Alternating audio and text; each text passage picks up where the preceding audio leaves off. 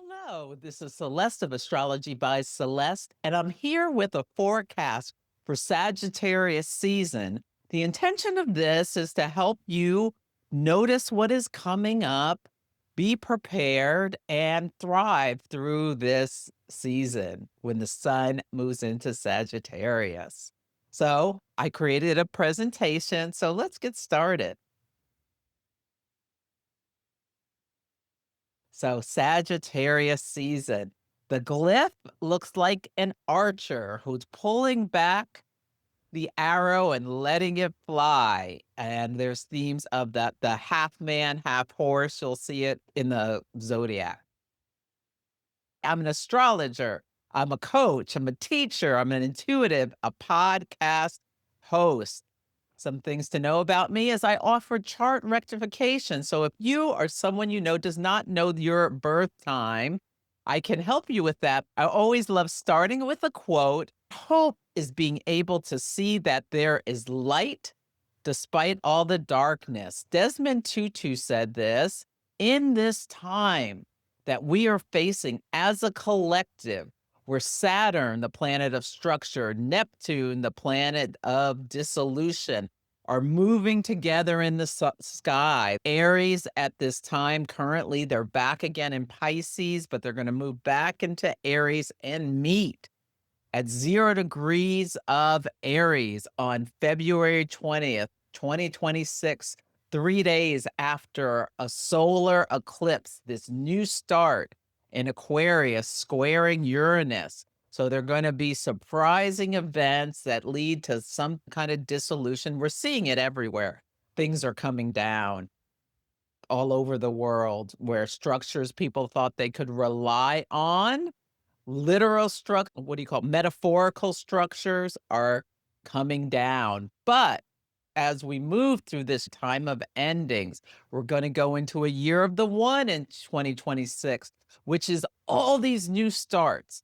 And can you keep hope alive no matter how hard things are looking right now, that we're going to be moving into a better world?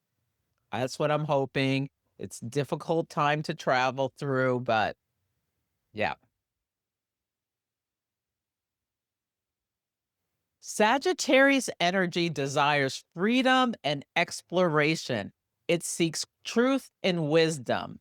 So we move from the depths of Scorpio, which is a fixed water sign. It's intense. The sun spotlights things. We've been looking at some of the darkest, most taboo things possible. The Epstein scandal, where girls were abused, all kinds of corruption with money being exchanging hands for nefarious purposes, people being enriching themselves, including world leaders, at the expense of the people, all sorts of sexual taboo stuff. In South Africa, there's a big protests against violence against women. All over the world, we're seeing these dark themes being illuminated. And now the sun moves into Sagittarius. It's like going from the depths of the ocean to the mountaintop and shaking yourself off. Now there's more optimism, and Jupiter rules the sign of Sagittarius, the planet of abundance, seeking the truth. The Epstein bill has been passed, and we're going to be at some point seeing what is in these files, even if it's heavily redacted. This is a fire sign and it's mutable, so it's changeable, adaptable. The constellation looks like the half man, half horse with an arrow, ready to seek freedom, exploration, truth, wisdom, focused on the future. November 21st through December 21st of 2025 are the official dates, and these are the four biggest transits to be aware of during Sagittarius season. Mercury is going to station direct at 20 degrees of Scorpio on November 29th. This has been an intense Mercury retrograde where all kinds of secrets have been pulled up from underneath. It started at 6 Sagittarius on November 9th, it moves it back to 20 Scorpio, and then goes direct. Now, on this day as well, Venus is in Scorpio opposite Uranus. So Mercury stationing direct, what truths are coming out that are about Venus topics that are a shock to the system. Venus and Uranus will be at 29 degrees of the respective signs. Venus at 29 Scorpio, Uranus at 29 Taurus on the axis of pleasure, power, and resources. Something may be bankrupt, relationships may have ruptures. Be mindful of what comes out of your mouth because fixed energy, you can't put the toothpaste back in the tube. If you say something, it could cause a big rupture in a relationship. So just be aware, especially a day before, day of, day after. Actually, a couple of days before and after. This is Thanksgiving weekend. Oh my goodness. Now it could be just bad storms, delays, and that sort of thing. See. Then November 30th, so Venus from the depths of Scorpio moves into Sagittarius on the 30th from that 29th degree of crisis and decay to 0 degrees of Sagittarius. A degree of like some people, relationships, they're going to be saying, I am done with this relationship. And they are going to feel a sense of freedom and jubilation that they're no longer tied down with binds that they didn't want anymore. November 30th through December 24th. The mood may just shift from more heavy to more hopeful and adventurous. You have been with your family for the last couple of days, and you get to go home. This is a Sunday. It's like free at last, free at last. Thank God Almighty, I am free at last. Celebratory energy. Girls just want to have fun. Hug goodbye. Let's just kiss and say goodbye. I'm going home. December 10th, Neptune stations direct. This is a few days after the full moon. Emotions and creativity are heightened. This could be a beautiful energy. Neptune stationing direct at 29 Pisces. There can be big swells of things. So protect your energy. Watch out for escapism. Deception could come to light. Gaslighting will be on blast. But your creativity, your psychic senses, your emotions could be really heightened in beautiful ways. Mars enters Capricorn, the sign where it is exalted, where it has a special seat at the table. December 14th through January 23rd. This is a time when Mars reports into Saturn, taking actions and sticking with them to bring success. Get down to business on some of your long-term goals. Leaders and businesses will be hearing about consequential decisions. Now, the moon phases. Working with the moon is one of the best ways to make the unconscious conscious. The sun rules the conscious mind, the moon rules the subconscious mind.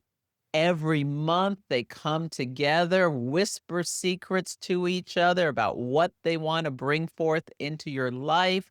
And then as the moonlight grows, we get an increase in energy through the culmination of the full moon, where all is revealed when the sun and the moon are opposite each other. And then there is a waning. Now, what is happening now is the full moon's coming before the new moon. So there's some big exposure of something, some revelation, some illumination that leads you to set intentions 2 weeks later. Really notice what's coming to your conscious attention around December 4th.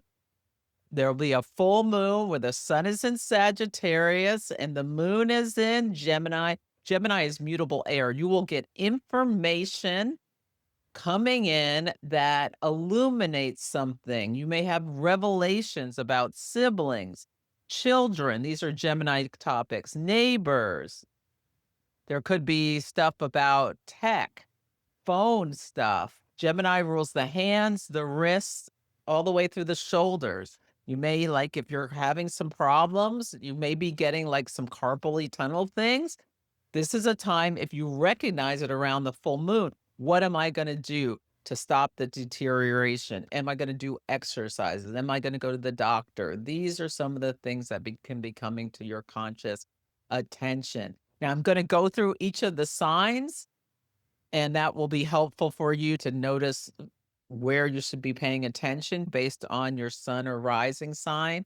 Notice what sparks your curiosity. What do you want to learn?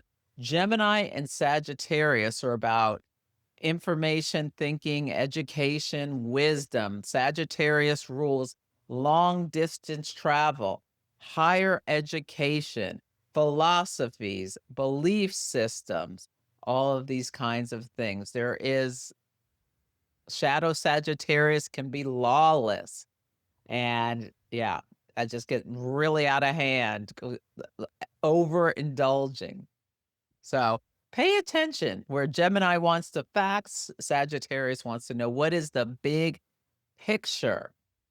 You may get some insights about your communication style or your relationship with letting too much information lead you into anxiety. There's going to be a new moon on December 19th at 28 degrees of Sagittarius. So the full moon at the of this lunation cycle comes before the new moon. So, what intentions are you going to be starting? And 28 degrees is almost to the last degree of crisis and decay. Full new moons are times to set intentions, make wishes, have a ritual, take some time to sit down and bring in the elements. A candle will bring in fire. A journal will bring in air. Water can come in through oracle card or tarot card pulls or spreads, and earth crystals. Those are things you can use, whatever you want. But definitely a candle with Sagittarius is like that flickering candle. So set intentions. How can you bring more joy into your life? Sagittarius is a joyful sign. Cultivate optimism, deepen your intuitive knowledge, clarify your core beliefs. There may be things happening, something maybe happened at the new moon that you start questioning your philosophies, what you thought you knew was true that leads you to some new starts about what your big beliefs are. I have a digital planner for 2026, which you can fill in and it takes you through. It has all the lunations of 2026 and it help you work through the new first quarter, full and last quarter moons. It's only $22. I'll put a link in the notes for you to get that, as well as the Wise Skies digital astrology calendar. I'm an affiliate every year. This puts all the transits in the palm of your hand on your phone, on your desktop, so that you can see before you make big plans or notice the cosmic weather. Great way to learn astrology. Astrology is observational. You see, there's a Mercury and Venus meeting, and you know that's about collaboration. And you're like, oh my God, I made this connection and deal with someone on this day. It's like, aha. So I highly encourage you get this resource. It's incredible. If you want something to learn in Sagittarius season, learn about your natal moon. The proper care and feeding of your moon is a mini course that you can do on your own time to learn about your moon, which is about your subconscious mind, your desires, your reigning need. So if you're in Aries, the sun is moving through your ninth house, which rules foreign travel, religion, philosophy, in-laws, higher courts, education, publishing. You may want to make a plan about some of these topics, or these topics may be top of mind. Notice the full moon, what comes to your conscious attention. Maybe you decide you want to get involved in local politics. Maybe you want to expand your mind somehow, whether you learn about the moon or some other topic. Think about what new skills you want to bring in, whether you're an Aries sun or rising. There could be stuff about siblings, a third house topic. If you're a Taurus sun or rising, the sun is going through your eighth house of sexuality, debt, taxes, transformation, joint finances. The eighth house is the house of the shadows, things we'd rather disown about ourselves. What is coming up to your conscious attention? You'd rather push it down, but don't. Pay attention. And there could be big things about finances that come to your attention around December 4th at the full moon, where the moon is in your second house of personal finances. Do you want to decrease your debt? Do you need to focus on more intimacy with your partner? What do you need to face your shadows? If you're a Gemini, the sun is going through your seventh house of the partner. Your focus will be on business partners, love partners, best friend types, or open enemies potentially. Pay attention. What is being illuminated in there?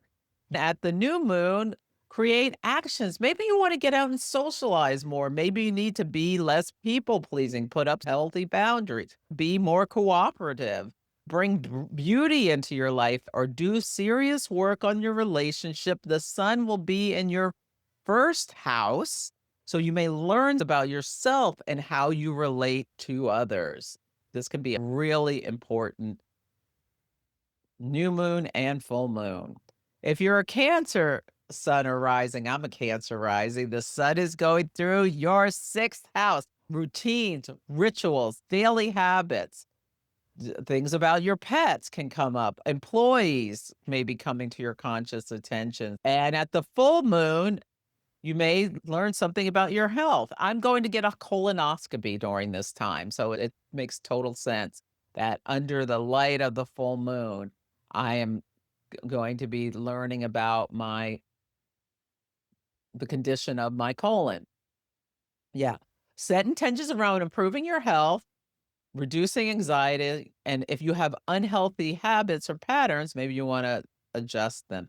Leo, sun and rising, the fifth house is the house of good fortune. The sun is moving through there. This is the house that rules children, romance, love, sex for fun, gambling, vacations, risk taking, all of these things. This is being lit up. Do you have hobbies that you put down that you want to pick back up again? Now, the full moon will be in your 11th house of other people's children's, friends, groups, organizations. So there may be some big reveals about around December 4th around these topics. If you're in a long time relationship and things in the bedroom have gotten stale, great time to bring sexy back if that is something you would like to do for your higher good. Virgo, sun and rising. The sun is moving through your fourth house, which rules home, family, ancestry, psychology. This is your most private part of your chart. Your personal midnight is your IC. And you may get some real clues or the real spotlight on your personal philosophies. You may realize your experience out in the world with the full moon in your 10th house, that something comes to your conscious attention about how you've changed, what you learned in your family, what you experienced in the outer world, how you've made adjustments. You may need to set intentions about connecting more with family or things about work and how you can balance these two topics. Maybe you want to do an ancestry project or you learned, about some relative. Maybe you met some relative at Thanksgiving that you've never met before, and you can craft a relationship with them. Libra, sun and rising. The sun is moving through your third house of siblings, early education, community, short trips, and the active mind. Building community is so important at this time as structures collapse. And people need to connect more with their local environments, helping each other through difficult things. When the government took away SNAP benefits, many local communities stepped in to help people who didn't have the resources to feed themselves and their children. This may be something you believe in, helping other people, and that you decide, oh, I'm going to join, I'm going to volunteer for a charity, donate some money, or I'm going to do something to make my local community a better place. The moon is in your ninth house. So, at the full moon, set intentions, set goals about networking, maybe journaling practices, taming the mind, the sun going through your third house. If your thoughts are all over the place, you may get some aha moments, and can use tools like breath, meditation to calm down. Great time to connect with your siblings if you have any. The Scorpio sun and rising. This is happening in your second house. The sun in Sagittarius is going through your second house of income, resources, values, self esteem, security needs, talents. You may decide you want to take a course or something to improve your talents or invest in yourself in some way. Set intentions around building savings, increasing income. The moon at the full moon will be in your eighth house of shared assets, taxes, debt, all these things. This is the axis of pleasure, power, and resources. What do you want to do about these topics? They will be highlighted during Sagittarius season. If you're a Sagittarius, this sun is going through your first house. Happy birthday, Sagittarius. The first house rules the self, the identity, the physical body, the mask you wear. You're going to create actions around health, developing confidence, asserting yourself in the world. The full moon is in the seventh house of the partner. So this is where the lunation is happening. Great time to take a look at your vitality. How are you feeling? What do you want to bring forth over this next year? You get a personal reset, whether you are a Sagittarius sun or rising. If you're a Capricorn sun or rising, the sun is going through your 12th house. The 12th house is the house of solitude. So you may feel like you need to take a rest, step back, get your grounding again. The following month, the sun will go through your first house, and then you'll have a birthday. You may find yourself feeling low energy. The 12th house is also the house of escapism. You may notice yourself doing things that, I need to tame whatever it is, how much I'm playing video games, drinking, scrolling. It's also endings, hidden enemies, so things could be showing up. Focus on your mental health, tame some bad habits, plan downtime. And mysticism, take some time to invest in your spiritual practices. Aquarius, the 11th house is a house of good fortune, friends, groups, organizations, the future, your hopes and dreams. Jan Spiller calls this the granddaddy power period, when you have a new moon in your 11th house. So, what do you want to bring to life?